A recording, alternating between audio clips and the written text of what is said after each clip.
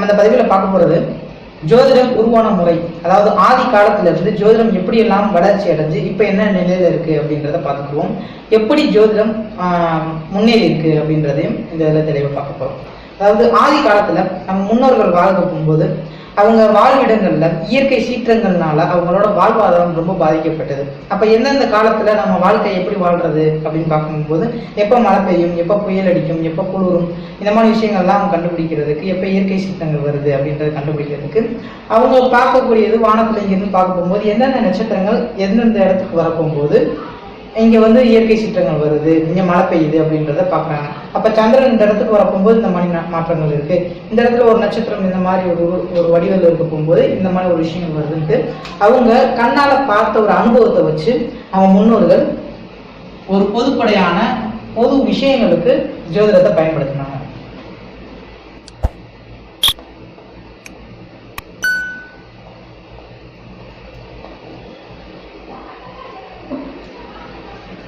அடுத்தது இந்த பொது விஷயங்களை கொஞ்சம் டெவலப்மெண்ட் பண்ணி அடுத்து மண்டேன் ஜோதிடம் அப்படின்ட்டு ஒன்று உருவானது. இது பொது விஷயங்களுக்கு எல்லாமே பலன்கள் எப்போ எதை செய்யலாம், நாட்டிற்காக எதை செய்யலாம், மக்களுக்காக என்ன செய்யலாம், பொதுவாக ஒரு அரசாங்கம் ஒரு அரசு அந்த காலத்துல போர் செய்யுது அப்படின்னா பொதுவான விஷயங்களுக்கு எல்லாம் பார்க்கறதுக்கு இந்த மண்டேன் ஜோதிடம் உருவானது. அதே மாதிரி இயற்கை சீற்றங்கள் எப்போ வருது அப்படின்றத கண்டுபிடிக்கிறதுக்கும் இந்த மாதிரி மண்டேன் ஜோதிடம் அப்படின்றது ரெண்டாவது உருவானது.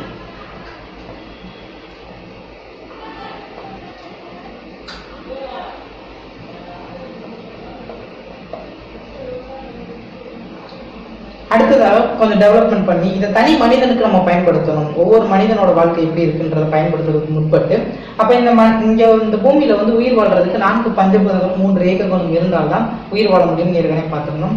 அப்ப இந்த 4 பஞ்சபூதங்களையும் 3 ஏக்கங்களையும் பயன்படுத்தி 12 ராசி கட்டம் அமைச்சாங்க. இந்த 12 ராசி கட்டத்தை பயன்படுத்தி பலன் சொல்ல ஆரம்பிச்சாங்க. இதுக்கப்புறம் பாத்தீங்கன்னா இந்த 9 கிரகங்கள் தான் நம்மளை ஆர்மை செய்து எடுத்திருக்காங்க. இந்த 9 கிரகங்களுக்கு 3 ஏக்கங்கள் கொடுத்து 27 நட்சத்திரங்கள்,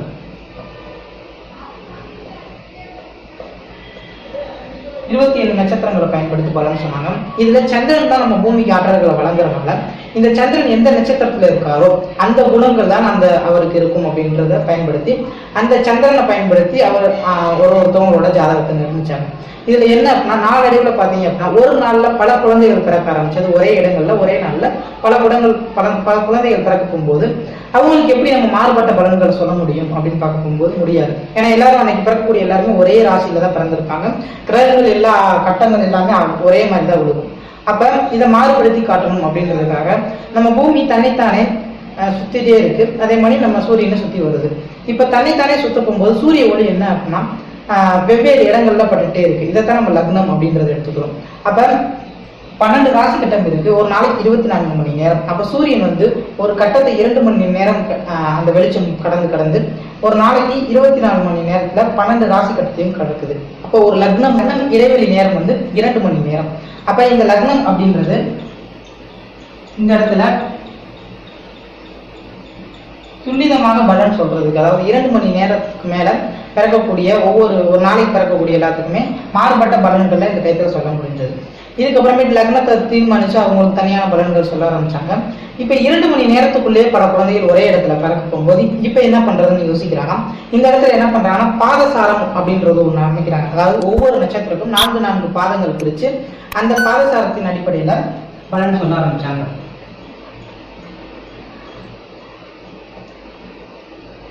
பாதசாரம் அப்படின்றது என்ன அப்படின்னா ஒவ்வொரு 27 நட்சத்திரங்கள் இருக்கு. இந்த 27 நட்சத்திரத்தையும் ஒவ்வொரு நட்சத்திரத்துக்கும் 4 பாதங்களா பிரிச்சு மொத்தம் 108 பாதங்கள் அமைச்சாங்க. அப்போ ஒவ்வொரு பாதங்களும் எதுல விழுகுதுன்னு பார்க்கறாங்க. உதாரணத்துக்கு பாத்தீங்கன்னா இது அம்ச சக்கரம், இது ராசி சக்கரம். இப்ப அஸ்வினி அப்படின்றது கேதுவோட நட்சத்திரம், பரணி அப்படின்றது சுக்கரனோட நட்சத்திரம், கார்த்திகை அப்படின்றது சூரியனோட நட்சத்திரம். இப்ப இந்த 3 நட்சத்திரங்கள் தான் மேஷத்துல இருக்கு. இப்ப உதாரணத்துக்கு அஸ்வினியில முதல் பாதத்துல பிறந்தா இது மேஷத்துல விழுவும். அஸ்வினியில 2ஆம் பாதத்துல ஒரு குழந்தை பிறக்குது அப்படின்னா அது ரிஷபத்தோட தன்மையில இருக்கும் அப்படின்றது இருக்காங்க. அஸ்வினியில 3ஆம் பாதத்துல ஒரு குழந்தை பிறக்குது அப்படின்னா அந்த குழந்தை மிதுனத்தோட தன்மையில இருக்கும் அப்படின்றது இருக்காங்க. அஸ்வினி 4ஆம் பாதத்துல இருந்தா அது கடகத்தோட தன்மையில இருக்கும். அதுக்கப்புறமேட்டு பார்த்தீங்கன்னா அஸ்வினி நட்சத்திரம் முடிஞ்சிடும். அதுக்கப்புறம் பரணி நட்சத்திரத்துல முதல் பாதத்துல ஒரு குழந்தை பிறந்தது அப்படின்னா அது சிம்மத்துல வரும். சுக்கிரனோட நட்சத்திரம் பரணி நட்சத்திரத்துல 2ஆம் பாதத்துல ஒரு குழந்தை பிறந்தது அப்படின்னா அது கன்னி நட்சத்திரத்துல வரும். இதே மாதிரி அடுத்தடுத்து ரொட்டேஷன் ஒவ்வொரு கிரகமும் வந்து ஒவ்வொரு பாதங்கள் அடிப்படையில கண்டுபிடிச்சாங்க. இது வந்து 15 நிமிட இடைவெளியில பிறந்த குழந்தை வரையும், அதாவது 15 நிமிடத்துக்கு மேல 2 மணி நேரத்துக்குள்ள பிறக்கக்கூடிய குழந்தைகளுக்கு முழுவதும் நம்ம தனிப்பட்ட ஒரு பலன்களை வழங்க முடியாது. இப்ப இந்த பாதசாரங்களை அமைச்சாலும் அதுக்கடுத்து 15 நிமிடம் இடைவெளிக்குள்ள கூட குழந்தைகள் அதிகமா பிறக்க ஆரம்பிச்சது. அப்ப இந்த 15 நிமிடத்துக்குள்ள பிறக்கக்கூடிய குழந்தைக்கு எப்படி நம்ம துல்லியமா பலன் சொல்லணும் அப்படின்னு போகும்போது இந்த இடத்துல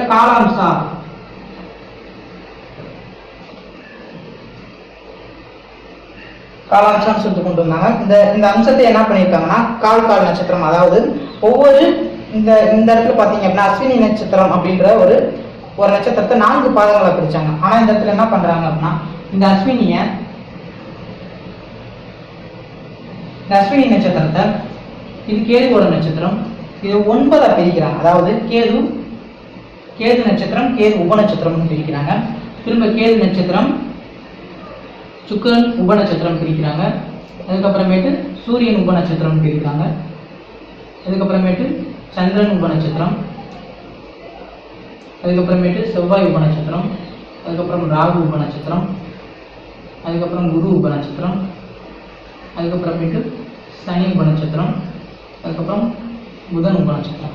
இப்போ பார்த்தீங்க அப்படின்னா இந்த அஸ்வினி நட்சத்திரத்தையே 9 பிரிக்கிறாங்க. அப்போ அஸ்வினி நட்சத்திரத்தை 9 பிரிக்கும்போது 27 நட்சத்திரங்கள் இருக்கு. இந்த 27 நட்சத்திரங்களையும் 9 பிரிச்சாங்க அப்படின்னா மொத்தம் 243 நட்சத்திரங்கள் வரும். அதாவது 243 உபநட்சத்திரங்களை பிரிக்கிறாங்க. இப்போ இந்த 243 உபநட்சத்திரங்கள் பிரிக்க போகும்போது மாறுபட்ட பலன்கள் சொன்னாங்க. இதுக்கப்புறமேட்டு என்ன பண்றாங்க அப்படின்னா ராசி மானத்தை பிரிக்கிறாங்க. இந்த இடத்துல கார்த்திகை நட்சத்திரம் 1ஆம் பாதம் இங்க இருக்கு, 2, 3, 4ஆம் பாதம் இங்க இருக்கு. அதுக்கப்புறம் புனர்பூசம் நட்சத்திரத்துல குருவோட நட்சத்திரத்துல புனர்பூச நட்சத்திரம் 3 பாதம் இங்க இருக்கும், 1 பாதம் இங்க இருக்கும். அப்ப இந்த இடத்துல ஒவ்வொரு பாதங்கள் அடுத்தடுத்த ராசி மானத்தை விடுக்க போகும்போது இங்க ராசி மானத்தை பிரிக்கும் போது என்னன்னா சூரியனோட நட்சத்திரத்துல ராகுவோட உபநட்சத்திரத்துல மேஷத்துக்குள்ளேயும் ரிஷபத்துக்குள்ளேயும் விழுகுது. அப்ப இந்த இடத்துல 2 நட்சத்திரங்கள் விழுகிறதுனால 2 தன்மைகள் அந்த உபநட்சத்திரங்கள் விழுகிறதுனால இங்கே 2 சேர்த்துக்கிறாங்க. அதே மாதிரி இந்த இடத்துல புனர்பூச நட்சத்திரத்துல சந்திரனோட உபநட்சத்திரத்துல 2 துண்டுகளை விழுகிறதுனால இந்த இடத்துல மிதுனத்தோட தன்மைகளும் கடகத்தோட தன்மைகளும் அந்த சந்திரனோட நட்சத்திரத்துக்கு மாறுபடுது. அப்ப இந்த இடத்துல ஒரு நட்சத்திரம், இந்த இடத்துல ஒரு நட்சத்திரம் கூடுறதுனால இதே மாதிரி மொத்தம் 120 டிகிரிக்கு பார்த்தீங்க அப்படின்னா 3 நட்சத்திரங்கள் கூடும். மொத்தம் 6 உபநட்சத்திரங்கள் கூடுறதுனால இதுக்கப்புறம் என்ன கண்டுபிடிச்சாங்க அப்படின்னா இதோட பிளஸ் 6 நட்சத்திரங்கள் சேர்த்து 249 உபநட்சத்திரம் அப்படின்றத கண்டுபிடிச்சாங்க. இப்ப வரை என்ன அப்படின்னா நம்ம ஜாதகத்தை வேறுபடுத்தணும், துல்லியப்படுத்தணும். இப்போ 15 நிமிடத்துக்குள்ள பிறக்கக்கூடிய குழந்தைகளுக்கு கூட நம்ம வெவ்வேறு ஜாதகத்தை அமைக்கணும் அப்படின்றதுனால என்ன பண்ணணும்னா கணிதத்தை துல்லியப்படுத்திக்கிட்டே போயாச்சு. ஆனா பலன் சொல்ற முறை எல்லாமே பாத்தீங்க அப்படின்னா கிரகம் இருந்த இடம், கிரகம் நின்ற நட்சத்திரம், கிரகம் அதிபதி, இப்படி நிலையான ஒரு விஷயங்கள். ஆனா எல்லாமே இந்த ராசி கட்டத்துக்குள்ளதான் இருக்க போகுது. இப்ப நட்சத்திரம் எதை எடுத்தாலும் அது 1/9 உழுத போகுது. அதே மாதிரி இன்னைக்கு பெறக்கூடிய எல்லாத்துக்குமே கிரகங்கள் நின்ற நட்சத்திரம் எல்லாமே ஒரே நட்சத்திரம் தான் இருக்க போகுது. நாளுக்கு நாள் மாறுபட போறதில்ல. அப்ப நம்ம சொல்லக்கூடிய நிலையான இங்க 720 கோடி மக்கள் இருக்காங்க. அப்ப வெறும் இந்த நிலையான ஒரு விஷயத்தை வச்சு நிலையான 9 கிரகங்களை பயன்படுத்தியோ 27 நட்சத்திரங்களை பயன்படுத்தியோ நம்ம மாறுபட்ட பலன்களை நம்மளால சொல்ல முடியாது. அப்ப இந்த இடத்துல எல்லாரும் என்ன பண்ண ஆரம்பிச்சாங்க, நாளைக்குல கணிதத்தை துல்லியப்படுத்திட்டு எல்லாருமே பாரம்பரிய முறையில பேசிக்கா ஸ்டார்டிங்ல நம்ம எதுல இருந்தோமோ அதோட பலன்களே சொல்ல ஆரம்பிச்சாங்க. இந்த இடத்துல மாறுபட்ட பலன்களை தனிப்பட்ட பலன்களை சொல்ல முடியல. இந்த இடத்துலதான் எல்லாரும் பலன் சொல்ல முடியல அப்படின்றதுல ஒவ்வொரு மூட நம்பிக்கைகளையும் புகுத்தி அங்க போய் கோயிலுக்கு போங்க, அது போங்க, இது போங்கன்னு ஜோதிடர்னால பதில் சொல்ல முடியாத ஒரு சூழல் வரக்கும் போது வர்றவங்களை வந்து ஒரு பயமுறுத்தல், இல்லாட்டி அவங்களுக்கு புரியாத பாஷைகள்ல பேசுறது, இல்ல அவங்க மனதுக்கு ஏற்ற மாதிரி பேசி ஏதோ சம்திங் அவங்களை வந்து மேலாப்ல ஒரு மேக்கப் பண்ணி அனுப்பிச்சு விடுறதுக்கு ட்ரை பண்ண ஆரம்பிச்சாங்க. இந்த இடத்துலதான் இந்த ஜோதிடத்தோட பெயரே கெட்டு போக ஆரம்பிச்சது. இதுக்கப்புறமேட்டு தான் பாஸ்கரா முறை அப்படின்ற ஒன்று உருவானது.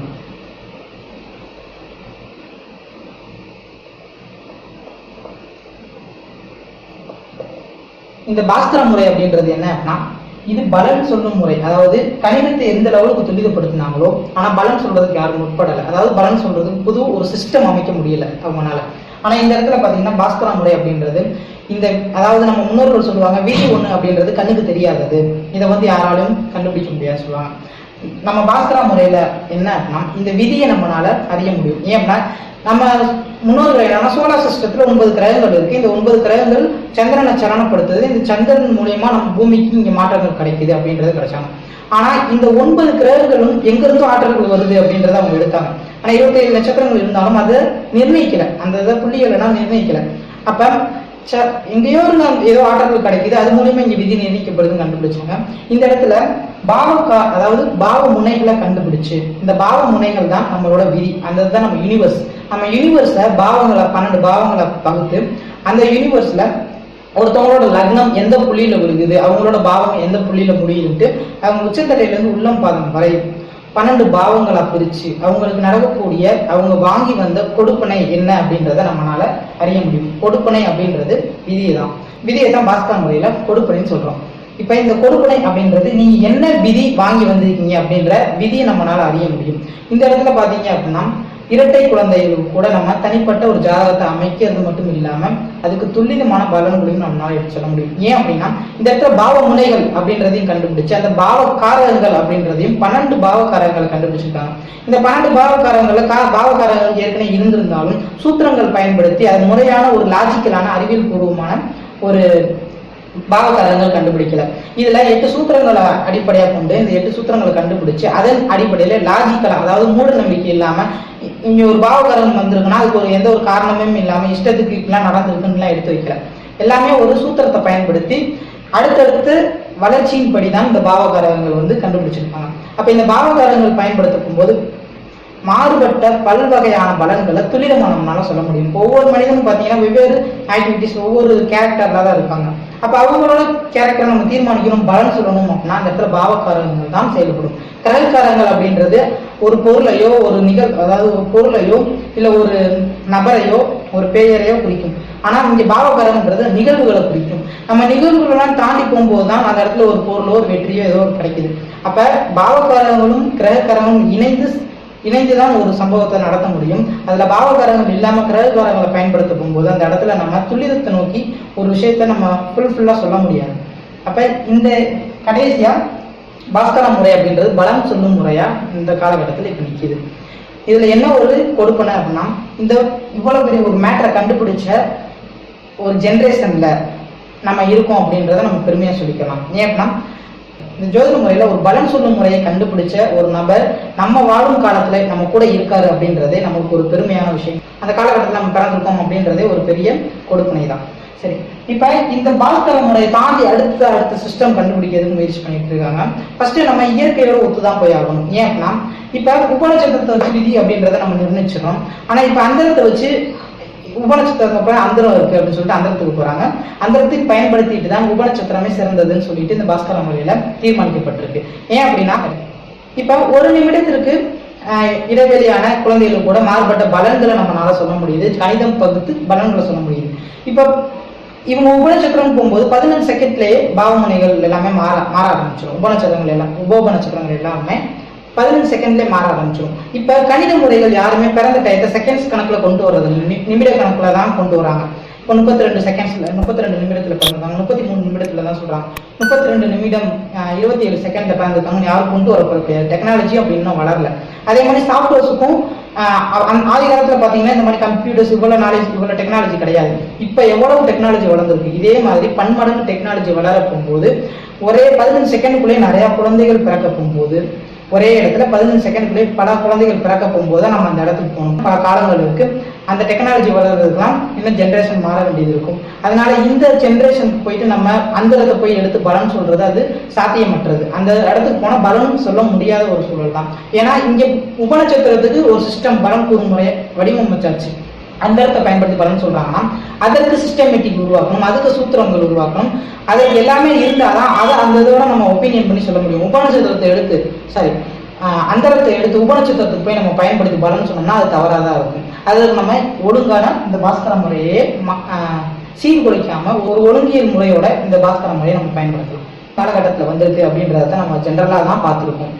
இன்னும் டெப்த்தால எந்த விஷயத்தையும் நம்ம பார்க்கலாம். சரி, இப்போ ஒரு ஜோதிடம் எப்படியெல்லாம் உருவாயிருக்கு, இப்போ எந்த நிலைமையில இருக்கு அப்படின்றத